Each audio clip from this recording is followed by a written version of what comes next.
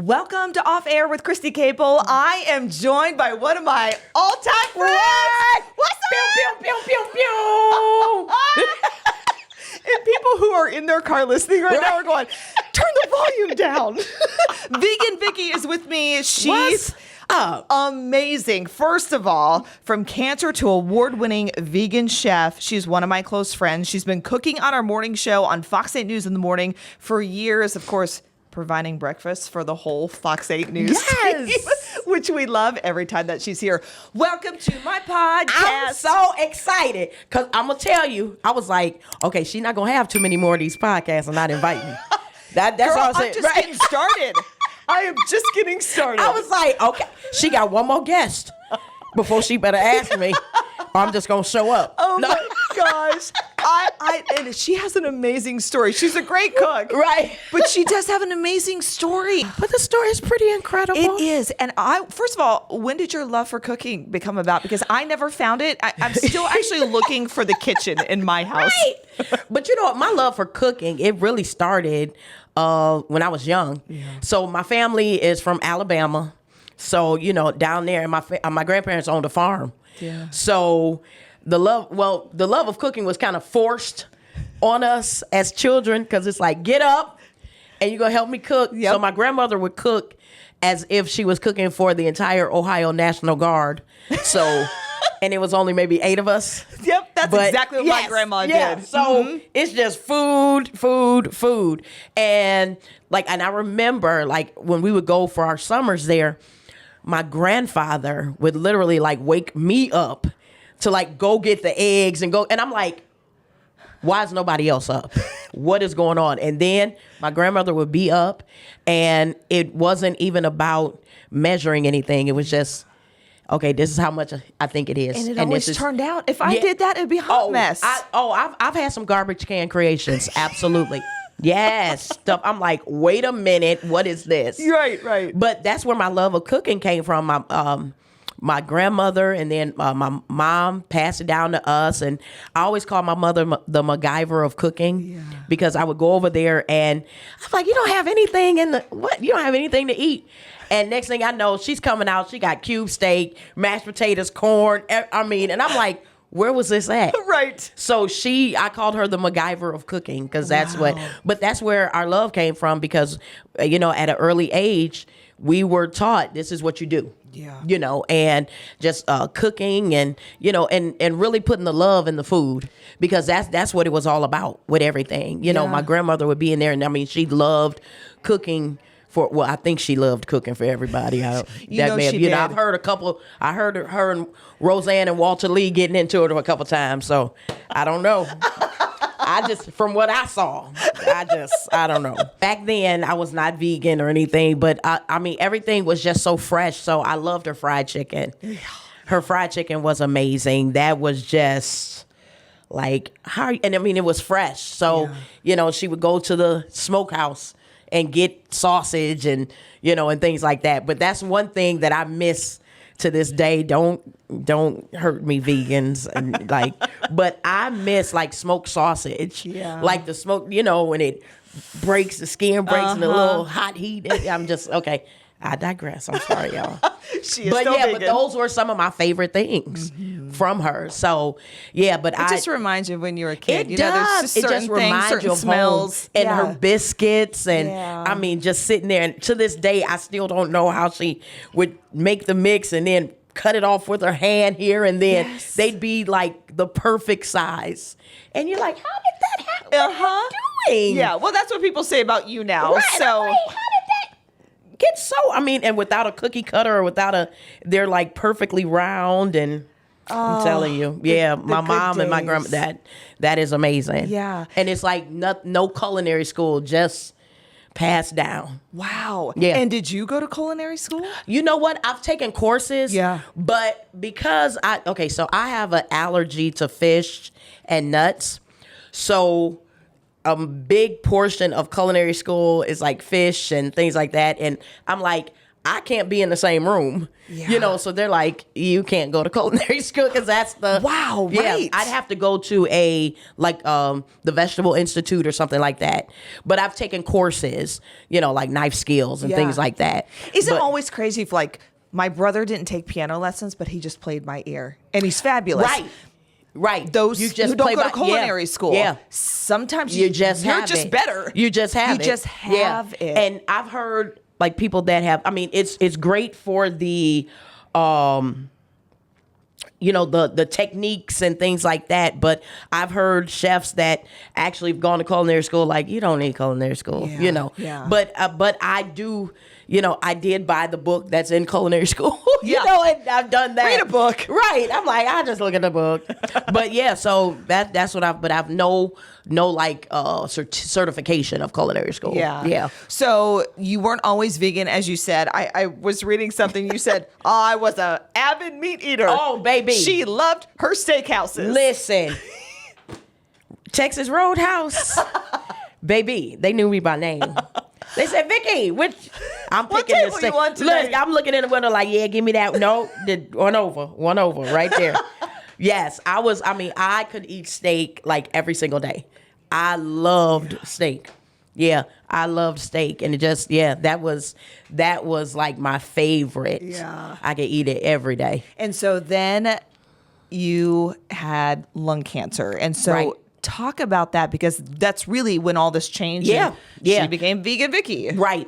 So actually in 2008, I suffer from vertigo sometimes. So I was driving to work. I was working at Progressive at the time. And I was on the freeway and I was just driving to work, and an attack came, and I was like, oh my gosh. So I just pulled over to Hillcrest. I was right at, exit to Hillcrest. I went to Hillcrest. So I went to emergency, and I'm like, hey, I have vertigo and everything. So they took me in the room, turned the lights out, and I said, just give me my little pink pill. And I'll be out of here. And just let me go home. And so next day, so when they came in, they were like, well, we're going to take an x-ray and stuff. And I'm like, I just need my pill. Just give me my pill. So the next day, my primary physician called me, and he said, hey, now he's been knowing me since I was young. And he said, do you smoke? And I'm like, I don't smoke. What's going on? He said, well, they found a mass on your lung. And I'm like, what? So long story short, I went in, did all kind of tests. Everything was inconclusive. And then he said, well, I'm going to refer you to a cardiothoracic surgeon. I said, okay. So I went to see the doctor, and I was like, no, I don't smoke. I've been out the country. I didn't know, blah, blah. And same test and everything. He said, well, everything came up inconclusive. So what we're going to do, we're going to schedule you for a wedge incision. Go in there, get it out, do a biopsy, and we'll find out what it is. He said, oh, but you'd have to have the worst luck for it to be anything bad. And I said, okay, whatever. So and all this time, I'm taking all these tests and stuff. I didn't tell my sister. I didn't tell Cindy, because Cindy, oh my God, she would have worried me to death. Yeah. I love you, sister, but I love you too, Cindy. Sister. Cindy is the best sissy. She comes to Fox 8 with her. Yes, she does. And she's amazing. She's the best sissy. She is. I love you too, Cindy. Okay. So I told her the week before they had scheduled this wedge incision, and I told her, and I'm like, hey, what you doing next Wednesday? I have to have surgery. Wow. She was like, what? So I went in, and he said it'll be about 45 minutes to an hour. I said, okay. So I wake up, and it's 4.5 hours later. And I'm like, oh my God, did I die on the table? What's going on? And he said, well, so I'm in ICU, and he said, well, we took it out. It was cancer. Oh my God. And I said, okay. And I went back to sleep. So, and after coming to and out of ICU, so anybody that has lung or heart issues, you're in ICU for 24 hours. And I remember being in ICU, and there was a woman screaming, and I was like, baby, shut up.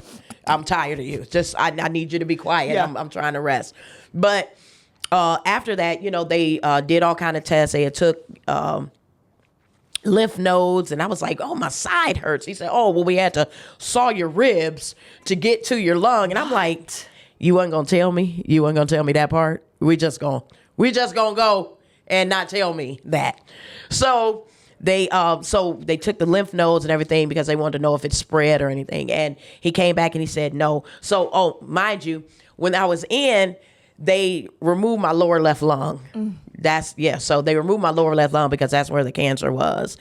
And if anybody wants to know, it's bronchioloalveolar carcinoma mucinous. Oh my gosh. That's the name of what it was. Okay, but it's prominent in, get this, middle-aged Asian women. Wow. But it's a non-smoker form of cancer. It's a non-smoker form of cancer. It's a non-smoker form of cancer.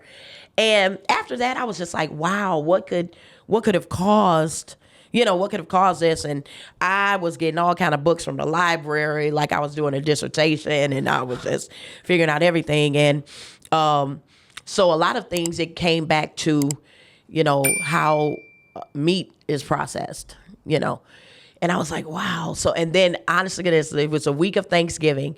The Plain Dealer, because it was thicker at the time, they had a 3-page article about that kind of carcinogens and things about meat. And I remember calling Cindy and I said, I'm about to become a vegetarian at the time. And she said, yeah, okay. Because it was 2008. So veganism and vegetarian, it was nothing mainstream about it. So it was like if I took this sponge off this mic and started chewing it, that's how much stuff was out there. And so I started researching. I became vegetarian the week of Thanksgiving. And so I started. That's a time to become a vegetarian. Right. And I was like, okay, I'm not going to eat any turkey. I'm not going to do this, And because I just was looking at, different things. And so then I just started, I was like, okay. And even YouTube wasn't big back then, but there were a couple things. And I was like, oh, wow, well, let me try to do this. Or let me look at something. And first time I made tofu, oh my gosh. Y'all, it was awful. I was like, who eats this? And this is disgusting. And why are you fixing this? It's disgusting. But now I make the bomb tofu. But anyway. She does. Right. Yes. But it, so with all of that, I just started like really, changing my lifestyle and changing it. And it was just so many good things that were coming from it. And when I would go back to my, my test, they would check me like every 3 months. And then it went to every 6 months where they would check, just making sure nothing was growing or anything. And then they would check, okay, come back in a year. Yeah. And I remember my 5-year, because for lung cancer, people don't know that lung cancer is the biggest killer. I mean, including like with breast cancer, prostate, and colon combined, it doesn't equal the number of deaths from lung cancer. Because with lung cancer, and I always tell people they found it in the Jesus stage because you don't have symptoms until like the last stage where you're like coughing up blood, you're doing this. And when I say I thank God for vertigo sometimes, because that's what got me to go to the hospital to find, to find out what it was, or because I didn't have any symptoms at all. And you talk about your faith a lot, and how I remember reading something that you got put into a room with somebody else. So you were talking about that a little bit, right? Yeah. And you're like, I'm not sick. I did. I said, get me out of here with this person. I remember. This is after surgery. Yeah, this was literally, I was in ICU and they were like, well, let me wash you. I said, no, I'll do it myself. I was just, because I was determined. I was like, this is not going to defeat me, and because I didn't know at the time, I didn't know if I was going to have chemo. I didn't know if I was going to have radiation, but I was just like, Lord, just thank you. And I remember they wheeled me up in a room, and I was in a room with someone, and I was like, I told the nurse, I said, this is not, I said, first of all, I'm going to tell you this right now. I'm going to have a lot of visitors. That's what I told her. Because I was like, I have a lot of friends. Right. I'm popular. I was like, I'm going to have a lot of visitors, and this is not going to do. Now, mind you, I'm up here hardly breathing right, giving demands. This is Vicki in a nutshell. I said, I said, no, I'm going to need my own room, because I'm going to have a lot of visitors and I just need my privacy. And they're like, well, there are no rooms. I said, it will be. And I was just like, Lord, do it. Mm-hmm. And I swear the next day they said, Miss Steele, we're moving you across the hall. We got a room. I said, thank you. I told you. Thank you, and Jesus. And thank you. Thank you. And literally that day, they had to come and tell, they were like, you all have to be quiet. Because I had like 10 people in my room. And because people were like, what are you doing? Oh my God, what happened? And my church family, everybody was coming. Oh. And I said, I told y'all. And I had to close the door. And there were instances, I remember, like I had a drainage tube coming out, and I don't know if anybody, it's a movie, Do the Right Thing, and there was Radio Raheem. You can look that up. But he would carry a radio with him, and I would carry my drainage tube, and I would just walk. I would walk every day. And because I was like, I am not going to let this, defeat me, because even it was like 3 or 4 days before I even knew if it was anywhere or if I would have to have any type of surgery, any type of, chemo, radiation. And I remember I was like, my sister, Cindy, and she's going to laugh about this, because Cindy said, oh, the doctor said you can leave in like a day or two. And I was like, oh my God, I'm so excited.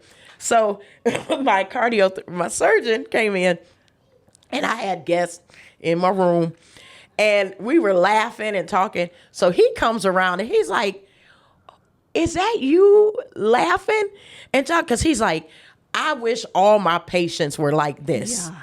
Because, and I was like, oh, great. So I said, what's going on? Hey, I thought he was coming to tell me you were about to go. I was like, so he was like, I'm going to my son's like swim meet in Toledo or something this weekend, and then I'll see you. I said, did you want me to go with you? What you want? I said, so when am I leaving? And I said, so am I being discharged tomorrow? He said, oh no, it'll be another about 3 or 4 days or so. And I said, and I looked at Cindy, I said, who told you I was? She said, that's what the doctor said. I said, did this doctor say it? Christy, I got up. I didn't even put a robe on the back, my butt out. I started walking down the hall because I was just mad. Because I was like, I'm ready to go. Yes, I feel good. And I had my drainage thing. And the nurse was like, Miss Steele, where you going? I was like, I'm going to Target. That's exactly where I would go first. Right? I was like, I'm going to Target. I'm mad. And I was like, oh my gosh. So I was in there like another 3 or 4 days, and I was just like, oh my gosh, I'm ready to go.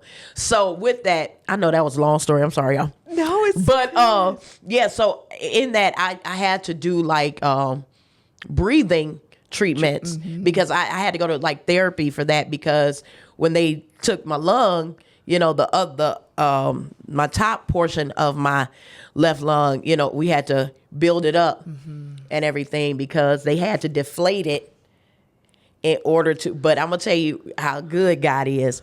My oxygen level never went, I think it was like 95. It never went under 95.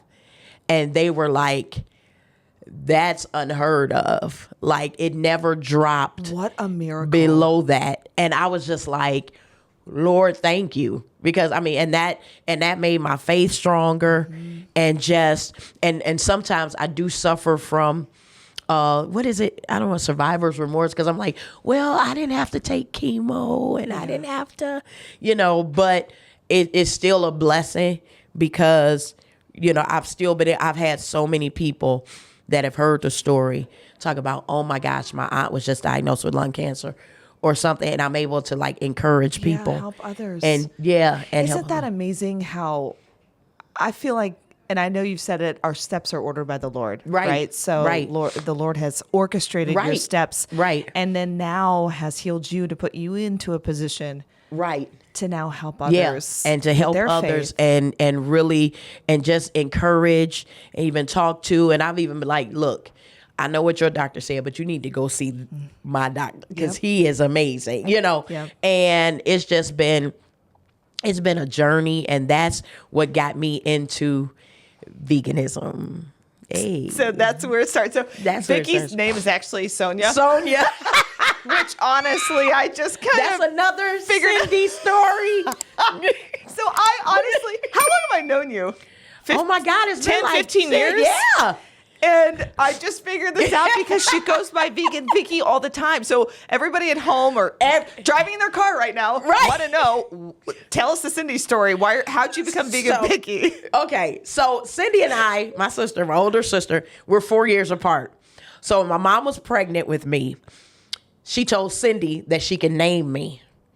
So Cindy was like, I'm still thinking. I don't have a name yet. I'm still thinking.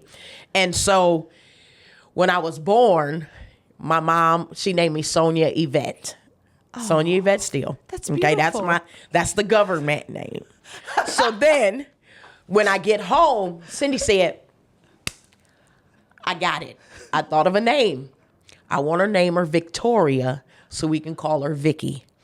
And my mother said, no, her name is Sonia. And she goes, I don't like that name. And they said, well, that's her name. And she says, no, her name is Vicki. So to appease her. How old was she at the time? 4. She's 4. She's 4. That's nice. Yes. Yes. So as they tried to appease her, they tried to please her. So when people, what's the baby's name? They say, no, her name is Vicki. And my mother said, she was like, every time somebody, no, her name is Vicki. So they started calling me Vicki just to appease my sister. Mm-hmm. And then Sonia went out the window unless I was at school. So people at school or like work, it's Sonia. Hilarious. But my family at church, like if you went to my church and you say, I'm looking for Sonia, they'd be like, who? They were like, that's her. That's Vicki. Right. So that is where the story Cindy, of Vicki you got your wish. Yes. And literally my mom said that she's like, I should have legally changed your name to Vicki because of when my mom used to work for the FBI. Oh, yeah. Well, she's another podcast. Right, I know, right? She used to work for the FBI, and a lady there thought she had 3 kids: Sonia, Vicki, and Cindy. Do you know my youngest daughter's middle name is Victoria? Has nothing to do with anything. That's my girl. Cause listen, Capri. Loves my girl. I love Capri. Do you hear me? My 4-year-old is so spicy. I'm like, Capri, that's my girl. I love all the babies, but Capri. Her middle name is Victoria. That is hilarious. That's it. And there's no family tie to that name. Now it's you. It's family. And there we go. There we go. Oh my gosh, but that's that wild. is Vic. And then somebody, a friend of mine, she owns New Life, Maisha. She said, you should call yourself Vegan Vicki. And I was like, at the time I wasn't vegan yet. I said, I'm not vegan. Yeah, And then I said, you know what? And then that's when I started looking up like veganism when I was just like, I don't want to eat eggs anymore. I don't want to eat the byproducts. So that's where Vegan Vicki came about. That is a great story. That's hilarious. Yes, thanks to Cindy. Thanks to my sister Cindy. Way to go, because it's such a staple now. Like everybody just... And I literally, sometimes people are like, well, what's your name? I'll be like, Vicki. Then I'm like, no, it's Sonia. You wouldn't believe the things that she makes on our show. They taste so good. Like she used to always say when she first come in, I'm like, I've never tried vegan food. Right. I'm sitting here doing a cooking segment in front of millions of people. And I'm like, this is so good. Right. No, it was good. Right. And the cheese was the same. And the sour cream tasted the same. Right. Because Cindy would say, now Christy gonna tell you. You ever watch her? She has no filter. Cindy said, Christy gonna tell you if it's good, so you better make it good. I was like, I know. I was like, okay, what are we gonna do? Oh my God. So much pressure. Oh, I hate that you felt like that. But it's true. I have no filter. Right. And so then you she's so popular now that she's at Rocket Arena. And for those who are listening across the country, this is where the Cleveland NBA Cavaliers team plays. Monsters. And the Monsters play. And it's a huge arena here in Cleveland. And you have a spot there. Yeah, I have. So that's huge. Right. So, and really how it came about, there's an event called the Taste of Black Cleveland. And long story short, I thought that the people that won, got the spot in the arena, it was called the Launch Test Kitchen at the time. And at that time, nobody wanted to taste I was trying to push people. Here, taste this. Yeah. Taste it. So that was my first year doing it. Then the second year is when they were doing the launch test kitchen. And I went in with my mind like, whatever, you taste it, you don't, I'm just going to have a good time. So I didn't win the money per se. But about a week later, I got a call and they said, they want you to be in the launch test kitchen. I said, no, they couldn't because I didn't win, Wow. And she said, no. So I got into the launch test kitchen and then I got offered to be a chef partner, the first vegan to be a chef partner at Rocket Arena. And I was just like, oh my gosh, this is happening. Yes. And so at first we were just in the executive suites. Yeah. Where, so I would have like my vegan ribs, the mac and cheese, the peach cobbler and everything. And then I'm now in the Cleveland market where they feature my salads and my wraps. Wow. So I'm pushing for a hot food kiosk.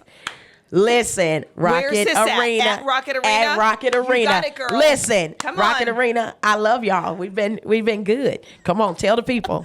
I want to tell the people. You need to put the ribs out there. Oh, I know. Yeah. Now, if we go to a game, can we get the peach cobbler? If you're in the executive suites. Oh, you got to be like popular. Yeah, but I'll sneak it Popular. to you before you go. You gotta be one of the cool kids. You gotta be one of the cool kids. I just think that's so incredible, and I feel like over the years, vegan has really exploded. Oh yeah, it has really been. And I think like with people more celebrities stuff now, that have it, they have the, endorsing that or changing their lifestyles. Yeah. It's become so mainstream and more people are, presenting, oh, we're making this, vegan fish. We're making this, meatless meat and things like that. So I think it's totally amazing, what they're doing with it. Sometimes it's kind of I love it, then sometimes I hate it because in a way they're still processing. It's still like a processed food with that, but it's an amazing way to transition people. And that's one of the things that I do. I help with, people that are transitioning. Yeah. So, and I always tell people, I get calls all the time. I just watch What the Health. I just threw everything away in my pantry and I'm like, why? Don't do that. Yeah. So I always, try to, with those things, it's so easy to transition into that with those products, which are very helpful. Vegan proteins into your diet while you're taking out some of the other proteins, but you don't take it out completely. So you may have, I may tell you to, get a cup of beans or grains or legumes and things like that, and then take out, half a portion of your chicken. Yeah. But you still have your chicken, but you have the extra protein from the beans and things like that. And she's so fun to listen to. If you live in Northeast Ohio, if you don't and you're listening in California, come on, Cali, come on down to Ohio. Will you fly? I do. She flies. Yes. She'll get there. I have clients in Atlanta. Wow. I have clients in New York. Yeah. So she can come. They fly me out. However, I wanted to talk about the classes. They are really fun because I try to make them easy for people. So you don't sit there and you're like, what is it? Why I need Tibetan vanilla? Wait, what? I need Madagascar. What? It's an easy way to transition to, and to cook. So, even if we do virtual cooking classes, you'll have the tools, you'll have a booklet to follow. And I have my book, which is Vegan Adventures, which is a 6-week comprehensive guide. And I will link that. Come on. Hey. Come on. Try it out. You got to talk about plates. Is it plates of purpose? Yes. So this is a new launch, this y'all. This is a new launch. Breaking news. Pew, pew, pew. And I am presenting it today. So starting in September, we're doing the last week in September. I'll give you the actual date. I'm still working that out. But what it is, it's called Plates of Purpose. And where I got this from was my pastor at, I'm going to give a plug, Mount Zion of Oakwood Village, Pastor Larry Macon Jr. Yes, he has a podcast. And the past week, it was called Your Survival Has a Purpose. And honestly, goodness, for the last, I want to say months, I've just been dealing with like not really doing a lot of pop-ups or anything because I'm like, Lord, I want to combine what I've gone through with what I do now. And I was really praying on it and everything. And the Lord gave me plates of purpose. And it is a 5-course dinner that is curated with the story of the person that is telling their survival story. So I'm going to be the first storyteller. And what it is I work with the person to, listen to their story, and I curate this 5-course meal. And before each course, the person tells of their story. So like the appetizer would be, your actual diagnosis or your, the beginning of your story. And as we go down, and then you end with dessert, the sweetness of your triumph. Wow. So it Vicki, just tells, that is amazing. So I'm really excited about it. And you know that's from the Lord. It is. And I was like, Lord, and it just, and even in the, just the middle of, your story, how you felt, if you felt defeated, but then you started, seeing the light at the end of the tunnel and things like that. So it's just we're going through, the savory and the sweetness of it and everything. And then we go from that. And it's not just survival of, health, or it could be, how you've gone through a loss, but you've come through it, and, it could be any type of survival story. Like I said, it doesn't have to be, cancer or this or that. It could be anything that you have survived, because I think everybody has their own survival story. It doesn't have to be, like I said, sickness or anything, but everybody has had a survival and you triumphed over that. Yeah.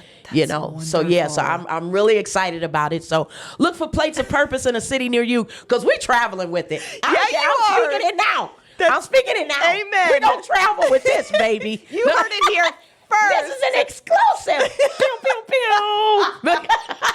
Vegan Vicki is so talented. She walks into this podcast room and she goes, she says, I have a hidden talent that I would like to share on your podcast.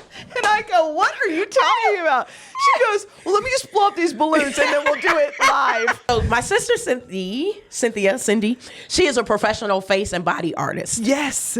So she went, and how I learned this, I was getting a free trip to Florida because she used to go to conventions. She goes to like these international conventions. And so when I got there, I ended up meeting the creator of the convention, because they were in the hallway arguing about somebody that didn't show up.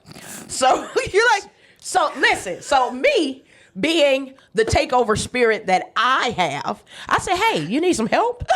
What's up? And I told, because before we went, I told my sister, I said, I'm gonna take this class and this class. She said, you didn't register for the convention. I said, I'm taking a class, whatever. So I get there, I say, do you need help? She goes, I'll take your number down or whatever. I said, okay, that's fine. I'm just here with my sister. I get a call that night and say, hey, can you help me? I said, sure. Next thing I know, she's got a walkie on me. I'm literally her assistant, following Claudia is the lady's name. I'm following Claudia around. I see my sister in one of her classes that she registered for. I go in and I go in her ear and I say, I told you, don't ever underestimate me. And I am walking around and I said, I gotta go. Yeah, let me get the chairs in room 27. And so then Claudia says, hey, you should learn how to balloon twist with your sister. I said, I don't want to learn balloon twist. She said, go to that class. Just go ahead, but just keep the walkie on, go to that class. And I was like, okay. So I told Cindy, I said, hey, Claudia wants me to learn how to balloon twist. She was like, for real? I was like, yeah, I'm gonna go. So I am a balloon twister. Let's give it up for a balloon. Hey! Hey! Now, if you're only listening to this podcast, I recommend you go over to my YouTube. You have to. And now watch this. So here we go. Here we go. So I already blew up the balloon, so it wouldn't be a lot of noise. I learned this in about, the convention was like 4 days. And I took a class and I learned little animals and stuff. And I'm like, oh, okay, this is cool.